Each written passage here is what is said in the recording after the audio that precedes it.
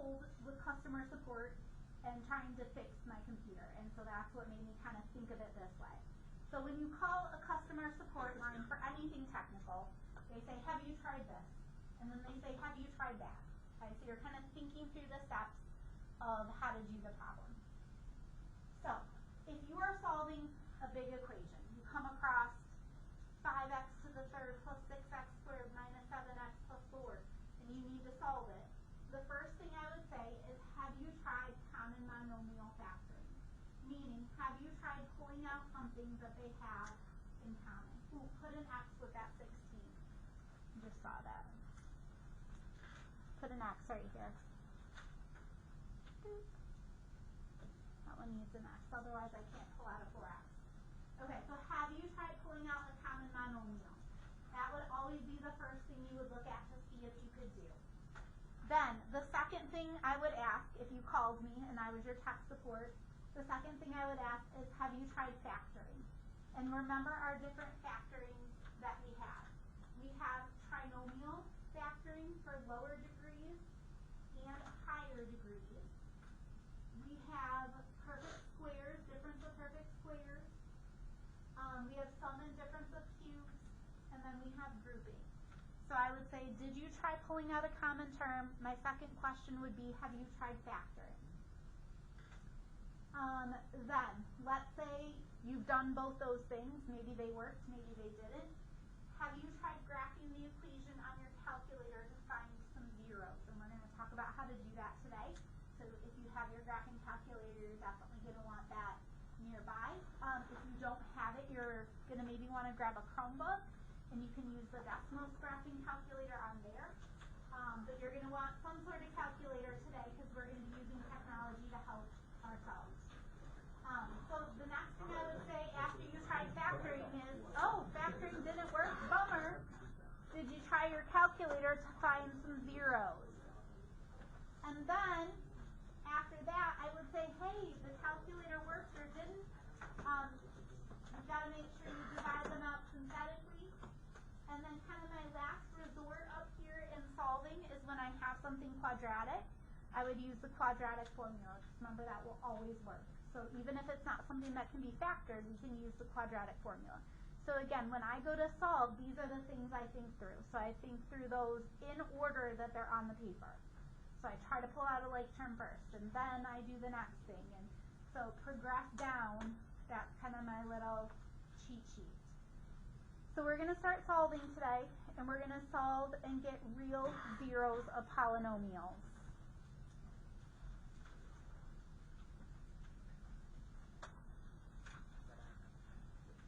So we are not in imaginary land today. Oh, you can't see that. We are not in imaginary land today. We are in the land of real numbers only. Real numbers only. Okay. By the end of today, we'll be able to solve equations. I'm not even going to fill that part in. I think it's explanatory what we're doing. Okay. Rational zeros theorem. Here's what it says. It's a long one. For a polynomial,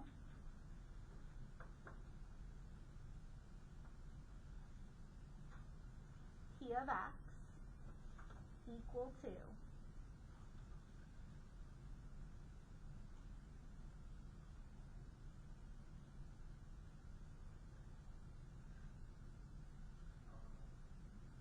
okay.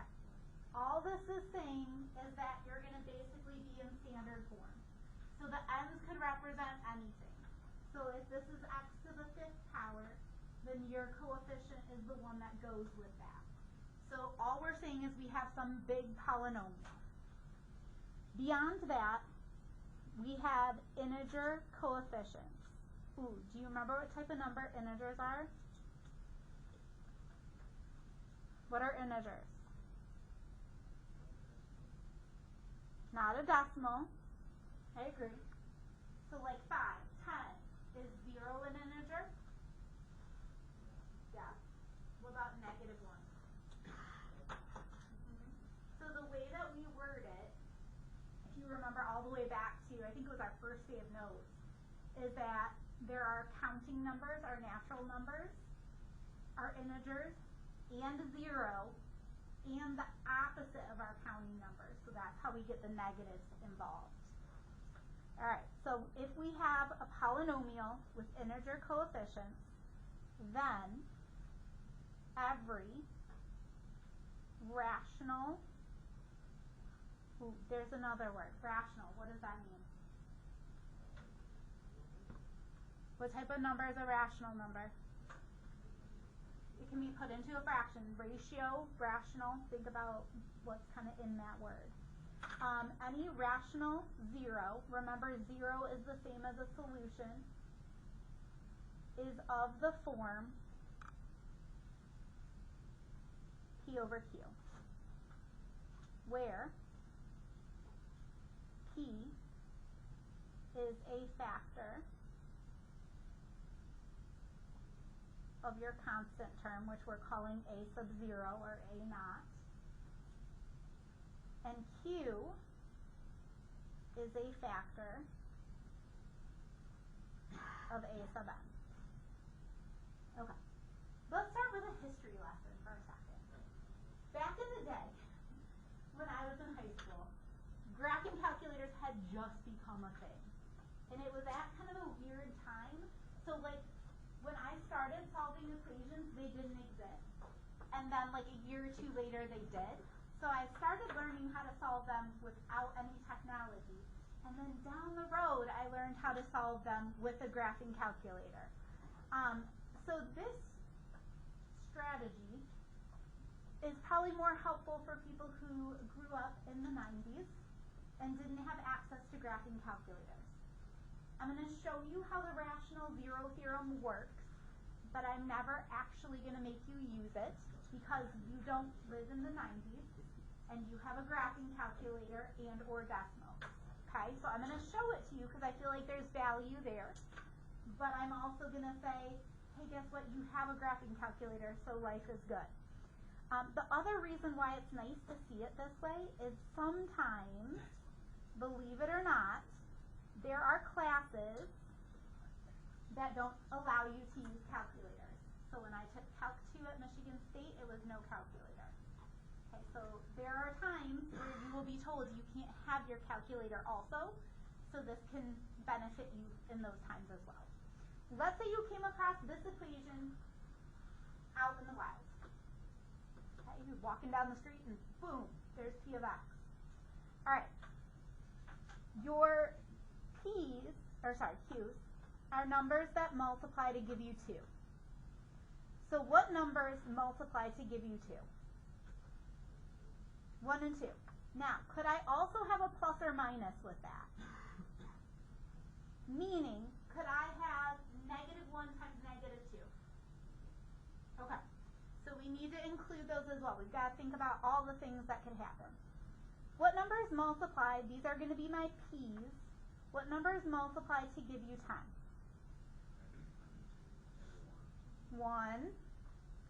And I'm just looking for integers. I'm not looking for the fractional things. Like, oh, 1/2 times 20. I'm not looking for that. What else multiplies to 10? 1 times what? 10. And then 2 and 5. Okay. So we've got to account for all these things. So back in the day, when I was a kid, we would come up with these values, and then from there, you find your P over Q ratio, and these are going to be your possible zeros. It doesn't even mean that these are solutions. It just means these are things that could potentially be solutions. So remember, in the world, there are infinitely many numbers, right? So many numbers out in the world. We're going to take infinitely many numbers, and we're going to reduce that down to like 10 or 12 possibilities of what our solutions could be. So you take your P's, and you divide them by your Q's one at a time. So I'm going to start with my 1. 1 divided by 1 is what? 1. So that would just give me 1. 1 divided by 2 is what? 1/2.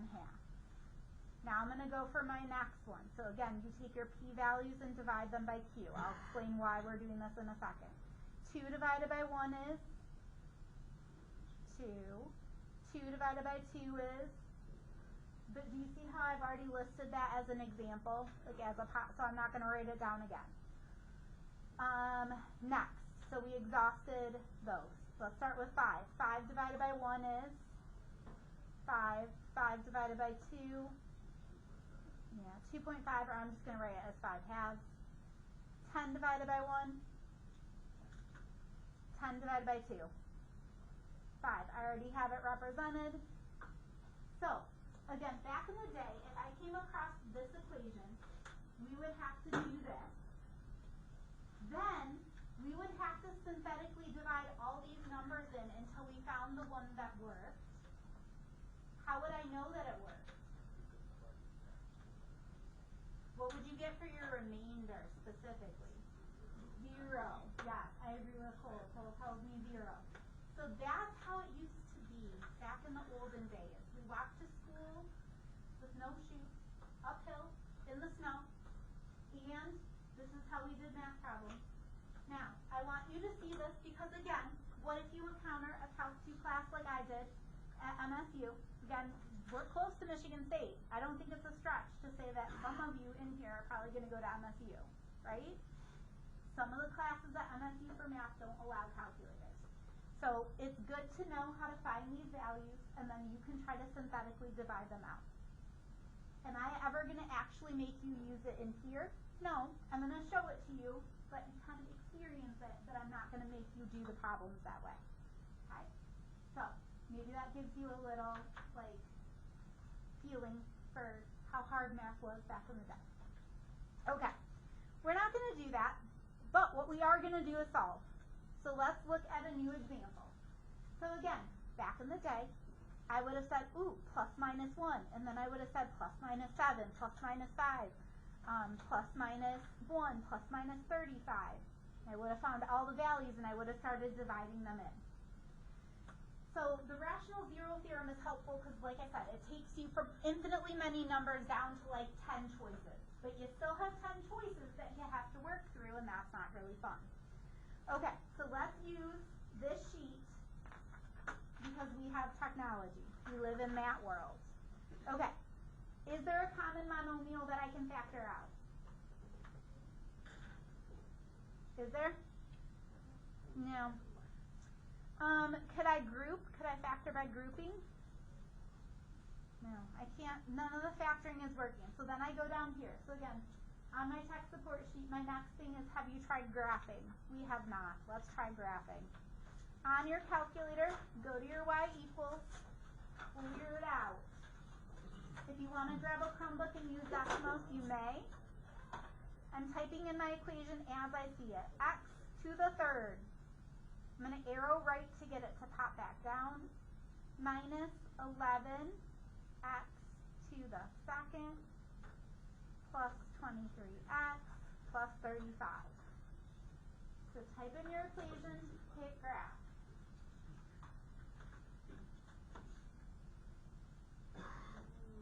Okay.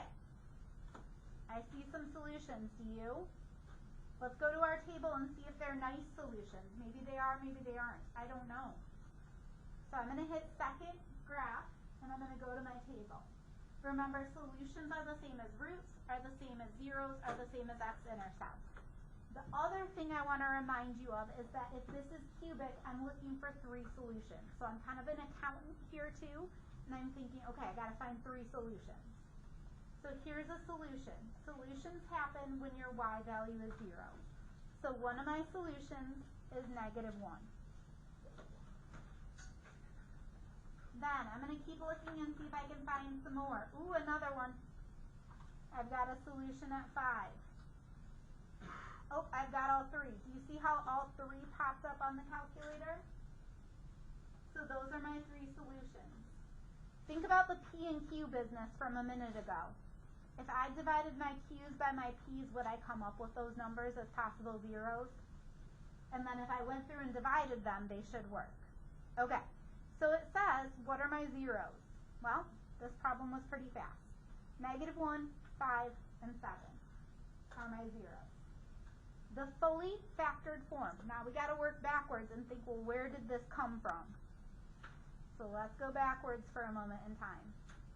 If negative 1 was the solution, what parenthesis would that have come out of? X plus 1. If 5 is the solution, where did that come from? If 7 is the solution, it came from? Yeah. Now, you always want to double check, because here's the only thing you might need. Do you see how x times x times x would give me x cubed? Okay, so you just want to check and make sure that there's no number out front. Had it been like 5x cubed, then I'd have to multiply everything by 5. So you just want to make sure that it's correct in terms of a factor. Okay, so that's all I need to do for this one. Do you think all of them are going to be that easy, that they'll all just magically appear on the calculator? Yeah. Bummer. Oh, somebody said yes? Oh, good. You have a rosy view of the world, and I love that for you. But that's not what's going to happen. So flip the page, and let's see what else can happen. Oh, boy. Oh, boy. All right. This one. Here's another one. So when I look at this one, I start thinking, can I factor out something they have in common? Can I? No. What about grouping? That's really the only thing that could work here. Can we group? No. I mean, we could try. It's not going to get us anywhere, though. Okay. So the next thing after we try to factor is we go to our calculator. So here we go. I've got 3x to the third minus 4x to the second minus 13x minus 6. I'm going to graph that puppy.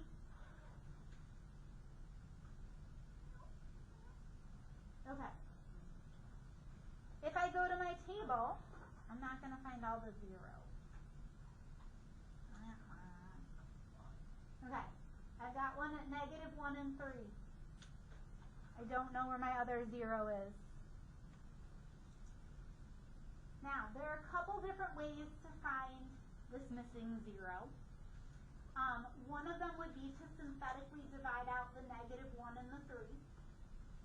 The other is we can see if we can calculate it. Maybe it's not that bad of a value. So do you see how there's another 0 in here?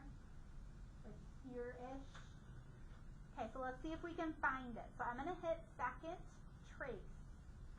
Do you see how one of my options is 0? Okay, so let's find the 0 of the function. Left bound means I want to be to the left of the 0. So you want your little blinky cursor to be up and to the left. So I hit enter. Right bound means down and to the right. Hit enter. Guess means I want to get kind of close to it. And hit enter again. Ooh, I know that decimal. What is that decimal? What is it? Negative 2/3. Okay. So my rational zeros, are they all rational first of all? Yeah, they can all be written as fractions. My rational zeros are negative 1. I'll write them in order. Negative 2/3 and 3. So those are my rational zeros. Okay. What parenthesis did the negative 1 come from? Leave a little space. What did it come from? What would this have come from? 3x. Ooh, I like how you said that. 3x plus 2. Okay, and now I don't need the room out front because you went fancy. All right, where did the 3 come from? X minus 3. Okay. Do you see how this parenthesis also could have held x plus 2/3? If I had put in x plus 2/3, here would have been the thing. X times x would have given me x cubed, and I really need a 3x cubed, so I would have had to put a 3 out front. But if we write it like this from the get-go, then we're all set, and we don't need the 3 out front. So we're good. So you always want to check the first term only. So x times 3x times x is 3x cubed. That matches. We're good to go. Had it been a 6x cubed, then I'd say, woo, I need a 2. Does that make sense? Okay. Because it could be any multiple of that as well. Alright, next one. Is there anything I can take out that they have in common? No? Can I factor? Yes, let's factor. Alright, this is a higher degree trinomial is what I call it. X, no. That's the next step on the list. We haven't gotten that far. X squared times x squared is x to the 4th, yes? Yes, it is. What two numbers multiply to 4 but add or subtract to -5? -4 and -1. Ooh, can I factor both of those more? Yes, let's do that. So this is a difference of squares. So we get x plus 2 and x minus 2. What do I get out of this one? X plus 1 and x minus 1. Okay, so this is my fully factored form. And again, they say usually fully because you could factor once, right? And this could be like, oh, I factored. So typically we say fully factored form because that kind of takes care of all the gray area and makes us realize we've got to factor it until we just have x's. Like I shouldn't have any x squareds or x cubes or anything else. All right, what are my solutions? X equals what? Because remember, this is all set equal to 0. So think your zero product property. If you're multiplying things together to get 0, something along the way equals 0. So what would make this parenthesis 0? -2. This one. This one. This one. And could I write it plus minus 1 plus minus 2? I sure could. Could I write it like this? Yep. Could I have it in a set notation? Yep. There's all sorts of things you can do. So many options. Oh, you guys are going to love the next one. And by love, I mean really hate. Okay. Let's see. Is there anything we can take out that they have in common? No. Do I know how to factor something with that many terms? No. Stinks. Okay. Calculator time. Well, you think yay, but you're... And then you're only going to get like 2. Yeah. Yeah. Okay. X to the 5th minus 4x to the 4th minus x cubed plus 10x squared plus 2x minus 4. Be careful typing it in because your graphing calculator is only as good as you are. So if I type this in wrong, it's not going to give me the right graph and the right zeros. Okay, so I always double check because sometimes mistakes happen. Okay, I'm going to hit graph.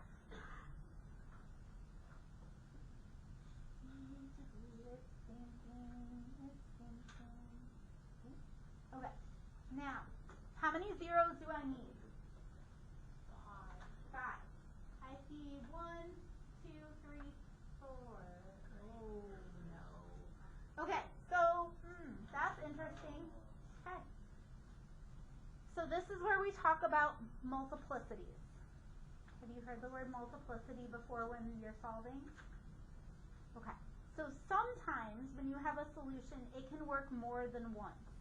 So for example, let's say you had x squared, so let's say it came from x minus 1 squared. So you would have x squared minus 2x plus 1. Do you see how it would factor into this? And then you would tell me that your solution is 1. But is 1 enough solution? No. So you would say x equals 1 with a multiplicity of 2. So, remember earlier when I said that you can use the calculator to help you? That's going to help in a lot of ways and really reduce the time you need to spend dividing stuff out. but sometimes you're going to have to see if something has an extra multiplicity. Like I can't tell, it's not going to go back through that point multiple times. So sometimes I'm going to have to go through and synthetically divide. So let's go to our table, let's see if we can find some zeros. So I have a 0 at -1. I have a 0 at 2. And then I've got a couple other zeros. Let's check on those. So I'm going to hit second trace to find a 0. So I'm going to go after this one. Do you see how this one isn't at a nice number? I'm hoping it's going to be at like a fraction that I know. So I'm going to hit enter because I'm to the left. I'm going to arrow up and hit enter because I'm to the right. And then I'm going to guess and get kind of close and I'm going to hit enter. Do I know this decimal?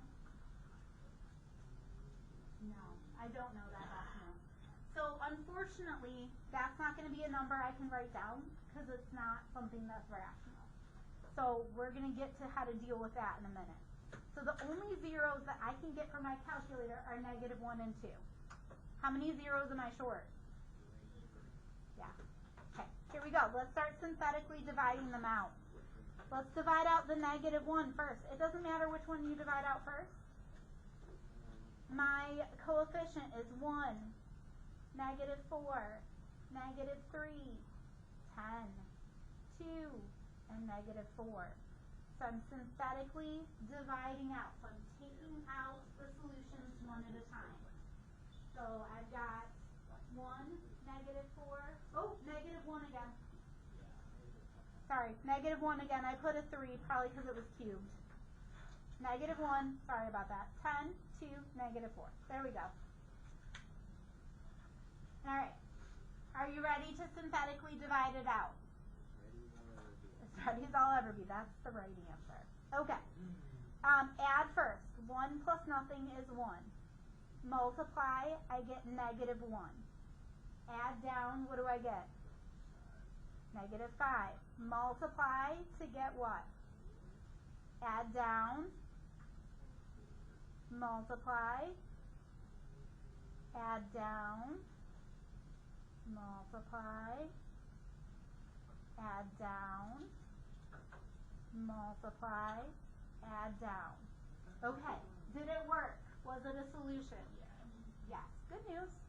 All right, let's take out the 2 next. It doesn't matter what order you take these out in. You will be fine if you take them out in a different order. So if you had taken out the 2 first, we're still going to end up at exactly the same spot. All right, here we go. Let's synthetically divide out our friend 2. 1 plus nothing, 1. Multiply. Add down. Multiply. Add down. Multiply. Add down. Multiply. Yay, we got 0 again. Alright, now, here's kind of where you have to pretend to be me back in the day. And I'm going to make life easier because we don't have a ton of time. So this is where I would try to divide something out again and see if -1 or 2 works more than once, like if it had a multiplicity. Let's just for giggles try -1. Back in the day you would have had to guess, but I'm telling you the right answer. It's going to work again. Sorry. Okay, here we go. Thank you. 1 plus nothing. 1 times -1. -3 and -1. -4 times -1. -2 plus 4. -2. And then we get 0. So you can try any of them again and see if it's a solution. The way that you know if it's a solution is if when you plug it in again, you get a 0. Now, do you remember that other one that I went after was an ugly decimal and I said I don't know that decimal? If that's the case, then you have to take what you have left over and use the quadratic formula. So this is 2, right? It's just a 2. This is -4x. and this is 1x squared. So this is where what I'm left with. So I've pulled out the solutions I can pull out, and this is what remains. A 2, a negative 4x, and a 1x squared. Can I factor that? No. And also, we could have been able to tell that just because of how ugly the other zeros were. A is 1, B is negative 4, C is 2. So to find my last two solutions, I'm going to use the quadratic formula. Could I also complete the square if I felt like it? Yes. Okay.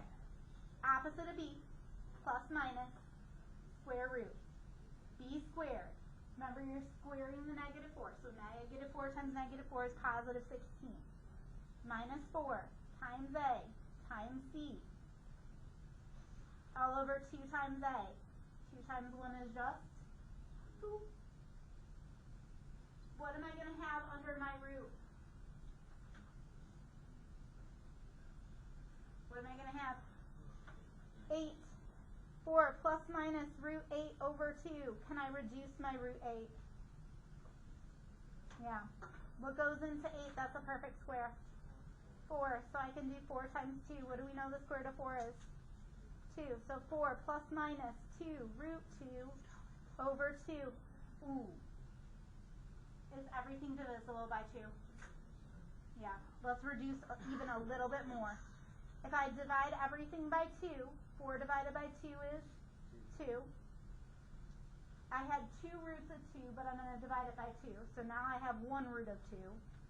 And then this divided by 2 is just 1. So my denominator is just 1, so that kind of disappears and I no longer have a fraction. Do you see how there are 2 solutions embedded in there? Right? I have 2 plus root 2 as a solution and 2 minus root 2. If I calculated this value as a decimal, do you think it'd match with that ugly thing on my calculator? Yeah. So you cannot write ugly decimals. It's illegal. The math police will come and get you. You have to write it like this and give us the exact answer. So we consider decimals not exact answers in this case because you'd have to cut it off and round it, and that's not exact. This is exact. This we can find out exactly what it is. So this is an exact answer.